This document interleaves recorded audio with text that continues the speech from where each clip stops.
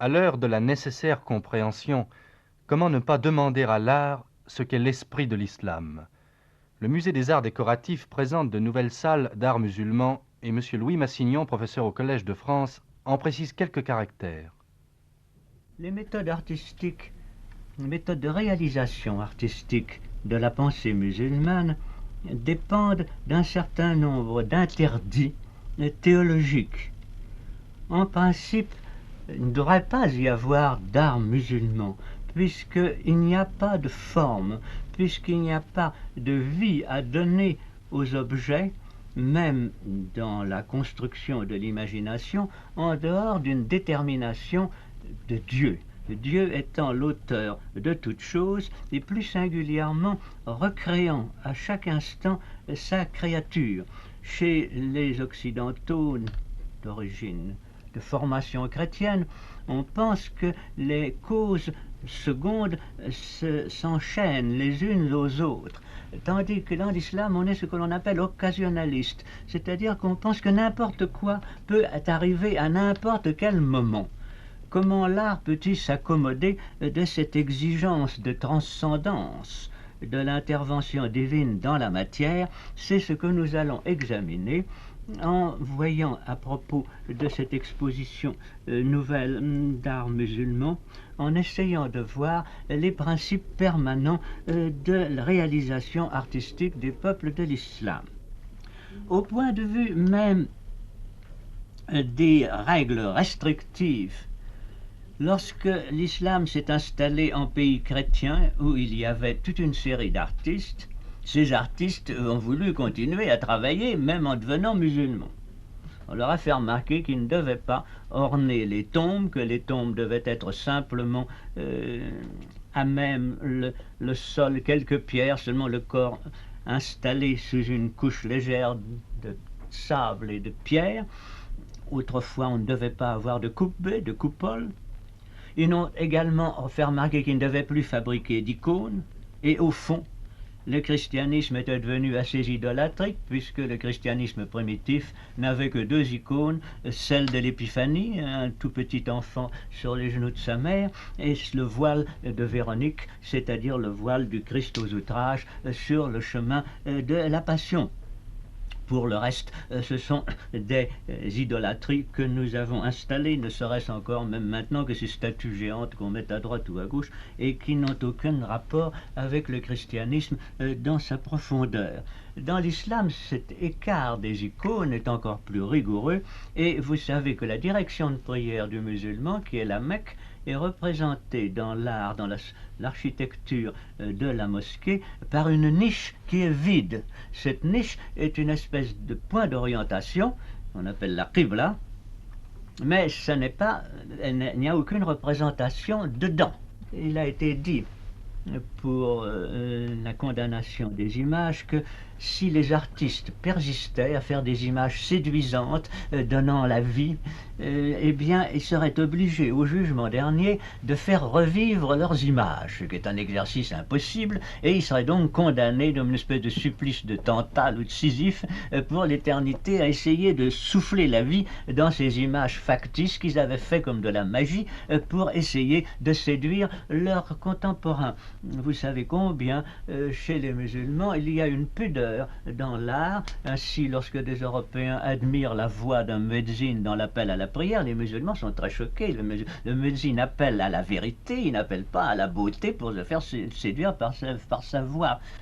Il y a ce tapis fait par des bédouines de l'Irak, au désert entre la Syrie et l'Irak, où toutes les figures qui étaient des figures humaines primitivement, ont été dégradées à la suite des temps et sont devenues de simples figures à peine géométriques, des étoiles ou le reste, par une espèce de pudeur de ne pas troubler l'imagination des gens qui se reposent sur ces coussins, sur ces tapis.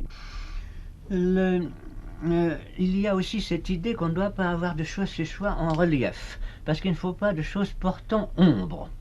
Et je me souviens d'un de mes amis, au sud algérien, qui avait eu un jour à aller avec sa femme à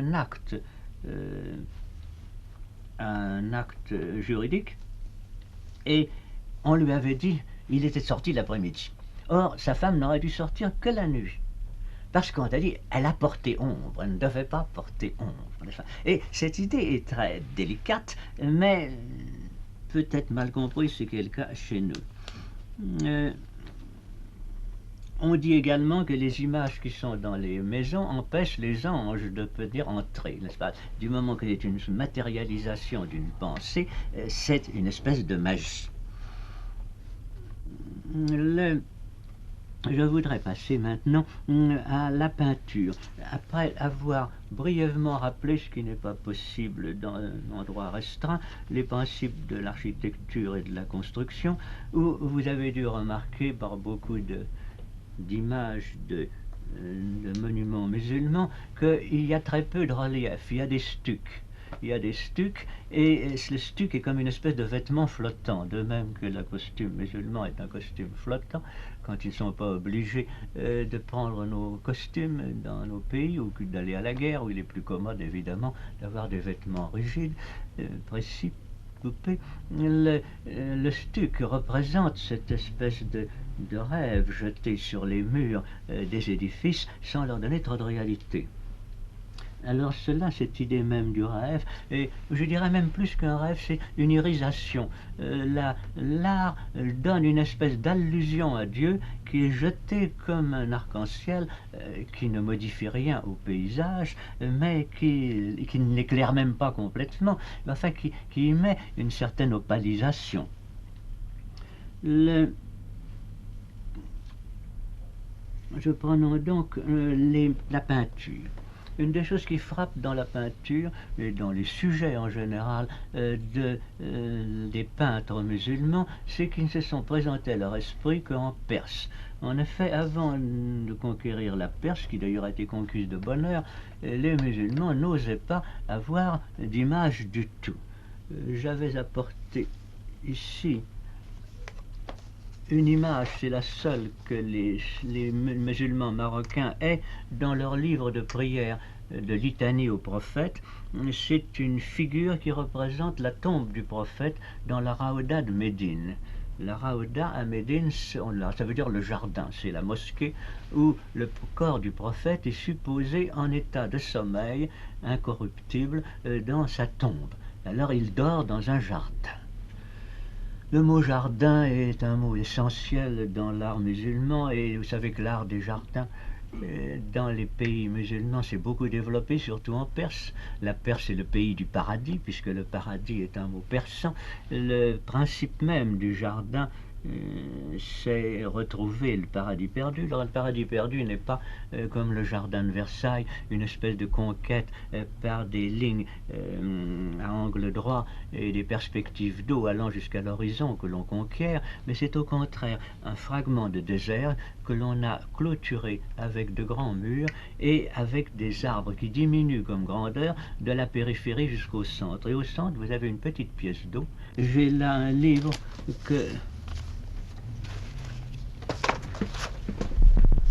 qui m'a été donné par une grande dame persane à un moment donné. C'était son livre de prière de Téhéran. Et vous voyez que les peintures sont exactement mises comme dans les premiers livres enluminés d'Europe. C'est évidemment, il commence à y avoir des formes, mais ce sont des formes presque évanescentes, et de la calligraphie.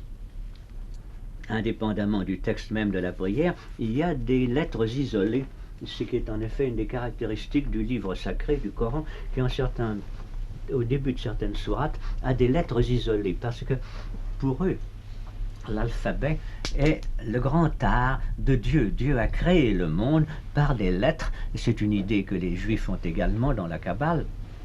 Et ces lettres représentent des pensées, des idées divines, des types, des noms divins, qui sont abrégés, qui sont représentés par la première lettre. Il arrive quelquefois tout de même, surtout dans la peinture persane, qu'on représente des animaux. Mais alors, comme le conseillait un hadith du prophète, il faut que les animaux aient l'air d'être aussi peu vivants que possible. Alors on les fait représentant des fleurs. Les fleurs doivent être aussi peu vivantes que possible, et on en fait des pierres précieuses. Ce qui donne encore ce côté à la fois de sérénité et même, je dirais, de pétrification comme sous la main du destin divin, de l'art. Il n'y a pas de regret, il n'y a pas ce sentiment du fané qu'il y a trop souvent dans le romantisme de l'art chrétien. Il y a simplement, comme par exemple dans les faïences hispano-mauresques, il y a au-dessus des formes qui sont à peine esquissées, il y a le reflet d'or, le reflet d'argent qui marque une irisation de la volonté divine qui souveraine, qui embrasse toute chose. Il y a une tentative d'art abstrait qui utilise la calligraphie comme dans les lignes, comme les lignes même de l'art abstrait européen, mais qui elles sont arbitraires, se trouvent délinéées, faire des délimitations aux couleurs. Je voudrais vous montrer justement pour finir deux œuvres où c'est un nom qui a été donné, je m'excuse c'est le mien parce que c'était deux amis musulmans qui voulaient fixer, si je puis dire tel qu'en lui-même, enfin l'éternité le change, qui voulaient faire un tableau de ma personnalité par un tableau d'art abstrait. Le premier, c'est un tableau de M. Sami Borhan d'Alep. C'est une école turque avec encore un peu de romantisme artistique. Et mon nom, les lettres de mon nom sont mis comme un grillage, comme les grillages des loges des femmes dans les théâtres ou dans la maksoura des mosquées. Et derrière apparaît ma personnalité sous forme d'une minaret qui est vaguement un clocher, puisqu'il considère que je suis à la fois musulman et chrétien, c'est une conception que je ne partage pas, mais enfin que je respecte de sa part. Et au fond, pour eux, les chrétiens purs, disent-ils, sont des musulmans, et je dirais également que pour moi, les musulmans purs sont des chrétiens. Alors, l'art abstrait nous réunit sous cette forme. Le second est peut-être encore plus caractéristique, car il n'a pas cherché la beauté matérielle, il est beaucoup plus rude et beaucoup plus brutal que le tableau de Sami Borhan, c'est d'un Irakien, Jamil Hamoudi. Il a pris les lettres de mon nom, il en a fait des entrelacs. Comme la vue va de droite à gauche pour l'alphabet, les couleurs, les plages de couleurs qui sont délimitées par ces lignes vont en crescendo au point de vue profondeur de droite à gauche, le lilas pâle à droite et le violet sombre au fond. Et cette image est une image abstraite, une image d'art abstrait, mais elle a en même temps une signification, puisque les lignes ont une signification, puisque ce sont encore une fois les lettres incréées du Coran. Musée des arts décoratifs. Nouvelle salle